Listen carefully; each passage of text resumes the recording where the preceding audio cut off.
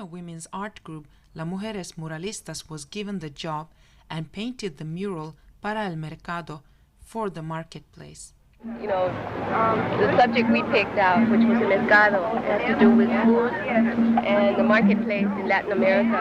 So that's what. And you chose the theme of the marketplace. A marketplace that would be more appropriate for the place because it's food. It deals with food. I mean, how food is sold in Latin America. There are so many murals being done in the mission now. Why is that? Or why is it happening now and not 10 years ago, or why is it happening here and not elsewhere? Oh, I don't know. I think murals are happening all over the country, really.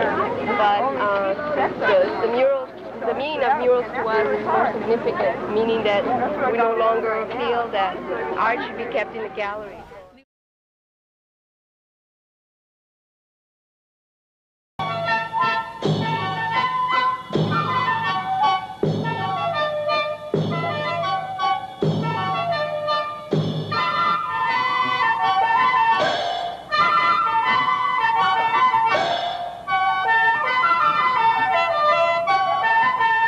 This is the first time that an artist has ever been hired. I mean, it's the first time that anybody has ever been hired as an artist. This is the first time I've been employed as an artist, as a visual artist. That means I can come here and work 12 hours if I want to, and I don't have to worry about paying my rent. And that's a really difference. That's a fantastic feeling. It's incredible. We graduated in 1974, and we were all still talking to each other, all the mujeres, and we were just meeting at people's houses and discussing what was everybody was asking, well, what are you going to do now? And I said, well, I'm going out to Sacramento to do my master's. And some people said, well, no, I don't want to do a master's. I'm just going to, be a commercial artist or something like that. And so at that point, we were in between times between actually getting into the school. I went and registered, but it's going to be in September. This was summer.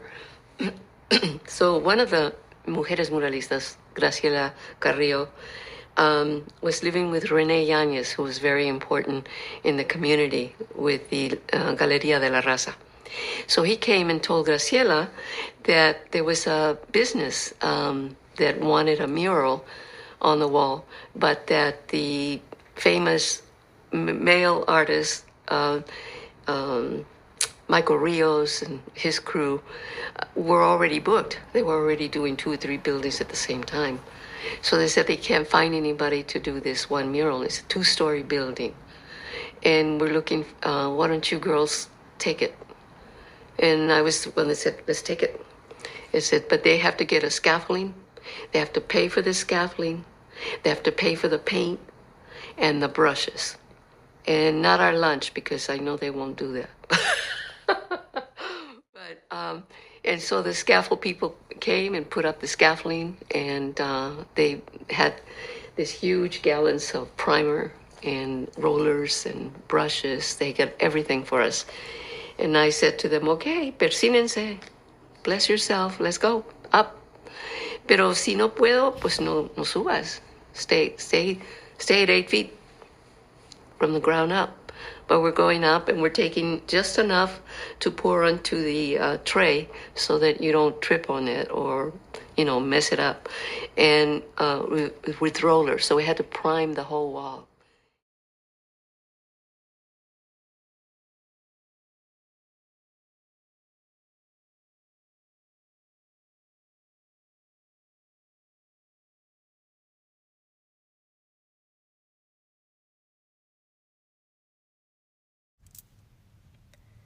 The Rose in My Heart by Patricia Rodriguez. My painting, The Rose in My Heart, was inspired by my brother, Willie Montgomery. Willie passed on November 19, 2014 from liver cancer. He had served as a soldier and medic in the Vietnam War, handling all types of injuries and death. The rose represents his kindness and generous heart for those who suffered. Willie had a kind heart as a young boy, always thinking of others first.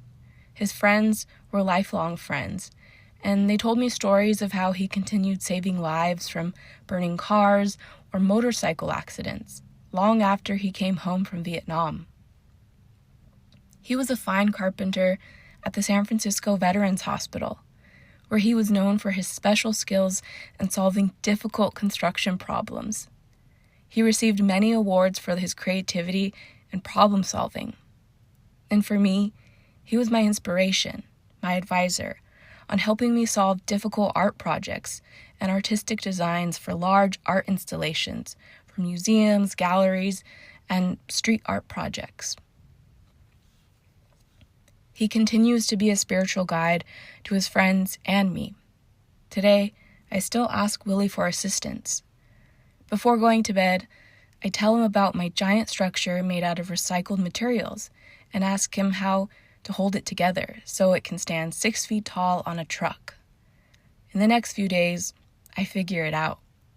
I know then that Willie has intervened and has not forgotten to assist me, just like before.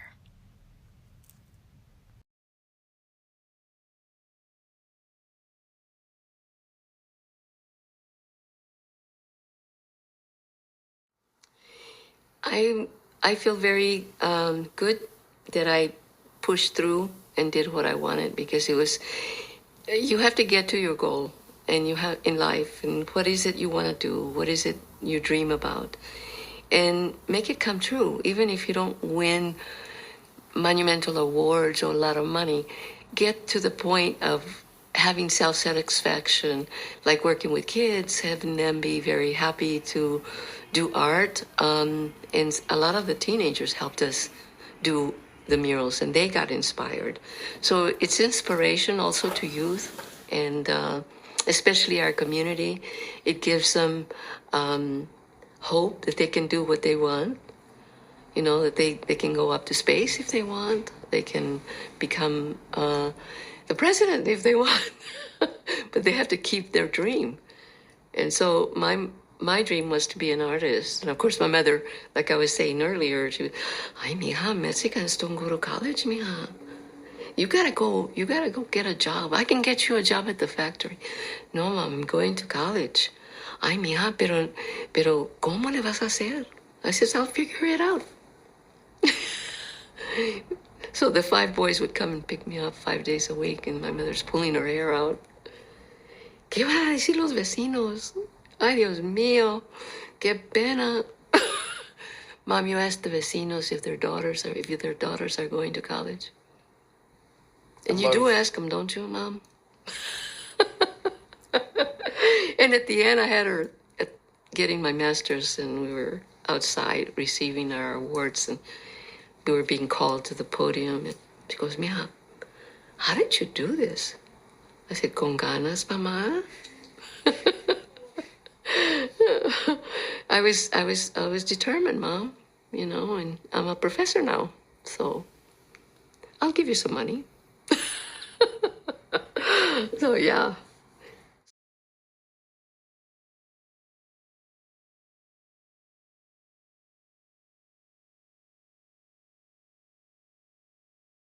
When you think of growing up in Texas and your family background, what are some of the memories that come back to you?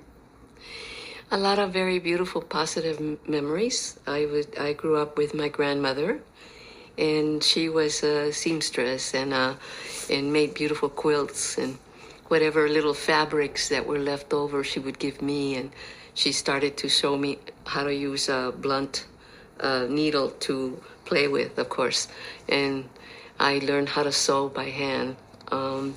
And then she would put on her Mexican music, and so we would sew until 3 in the morning, and then I would get up at 12 with her. So those were really very beautiful moments. And my grandfather was a cowboy, because we lived in Texas, and the rancher would come and pick him up in his saddle and then bring him back. And he would spend the night out in the stars and slept on his saddle in the ground and moved cattle for ranchers. And sometimes we got to go to the ranch and see what it was like for him to see what he was doing, have a picnic with him.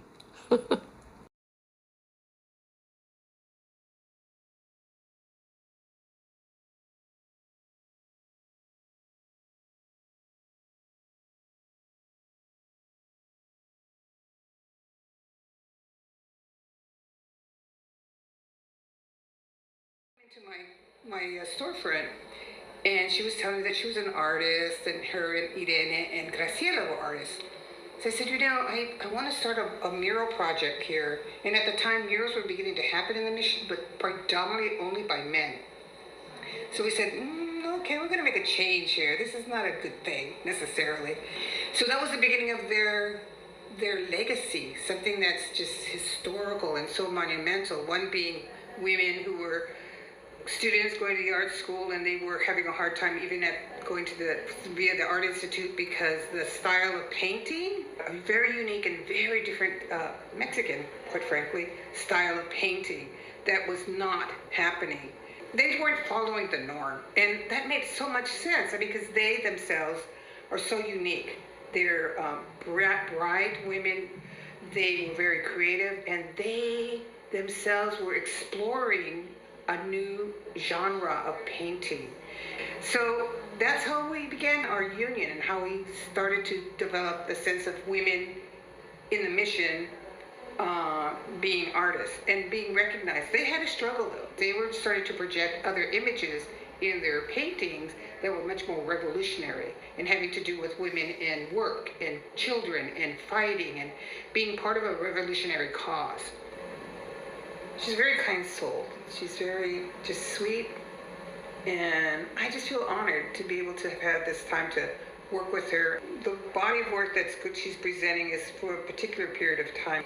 So it's a different body of work that's not as reflective of her public work, but actually more intimate, more serene, and yet very poignant. There are a number of pieces that are just kind of spiritual, so to speak.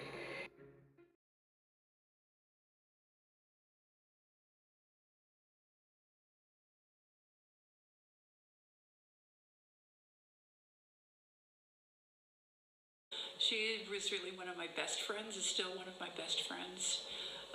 We used to laugh a lot.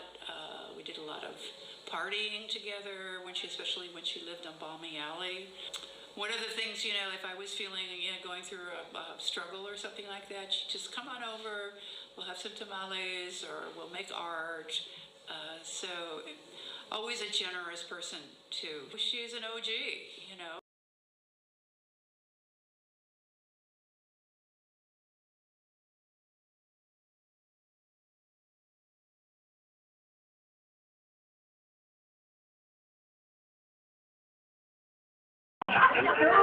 Thank you. Yeah, to your show. Patricia Cultural Center.